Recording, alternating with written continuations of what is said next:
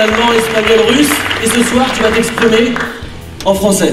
Ce soir, j'ai fait en folie. Parce que je veux faire la tentative de faire toute la conférence en français. Je pense qu'il est comme monter sur le Gachemundol en hiver.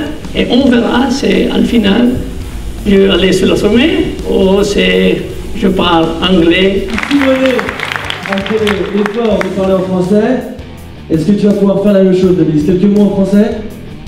Bonjour, madame, monsieur. Voilà, c'est tout? Non, il y a encore d'autres petites expressions que tu connais. Chercher les femmes. Chercher les femmes, voilà. C'est son passé militaire et... À la guerre, comme à la guerre. Voilà. Autant vous dire que quand ils sont en haute montagne, ils ne se parlent pas forcément en français. D'ailleurs, quand vous êtes ensemble, vous parlez en quelle langue? Quand je parle sur la femme, nous parlons en russe. Et quand je parle sur la vie, nous parlons en anglais. D'accord. On l'a vu dans ce film, tu fais beaucoup de choses différentes. Il faut savoir que Simone Moro, c'est le seul pilote européen à être habilité à pouvoir piloter un hélicoptère dans l'Himalaya. On t'a vu, il y a une image exceptionnelle quand tu es au bout de cette corde pour aller sauver un alpiniste décédé à plus de 6000 mètres. Cette année, il y a 3 corps nouveaux sur la voie de l'Everest.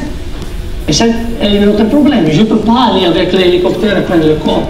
Et la seule méthode, c'est aller avec Sherpa ou avec d'autres personnes et prendre le corps. Et moi, je pense que le risque, c'est plus dangereux si tu montes l'Everest avec oxygène, avec 200 personnes, parce que tu ne peux pas décider la vélocité. Tu peux pas... En fait, ils font la queue, il y a tellement de monde qu'on ne peut pas déterminer la vitesse de progression. On est obligé de faire la queue et d'attendre. Et aussi, si tu grimpes et tu t'arrêtes, parce que les autres alpinistes, ils vont doucement, l'oxygène va terminer, qu'est-ce que tu fais?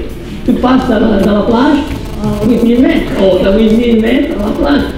Et c'est dangereux. Cette année, toutes les personnes qui sont mortes sur l'Everest, ils sont morts avec l'oxygène et avec le Sherpa. Denis, il a déjà dit qu'il y a le projet de faire une nouvelle voie sur l'Everest. Nous avons aussi ensemble un autre projet sur l'Everest. Et j'ai écrit ce projet dans le film, donc il n'est pas un secret. Vous avez bien compris, le prochain projet de ces deux alpinistes, l'Everest sans oxygène dans les conditions hivernales. Oh, la traversée de la décision. Ça paraît impossible, oui, mais ça ne l'est pas. C'est à la limite d'être très compliqué, d'être difficile, oui, mais c'est pas impossible. Bravo.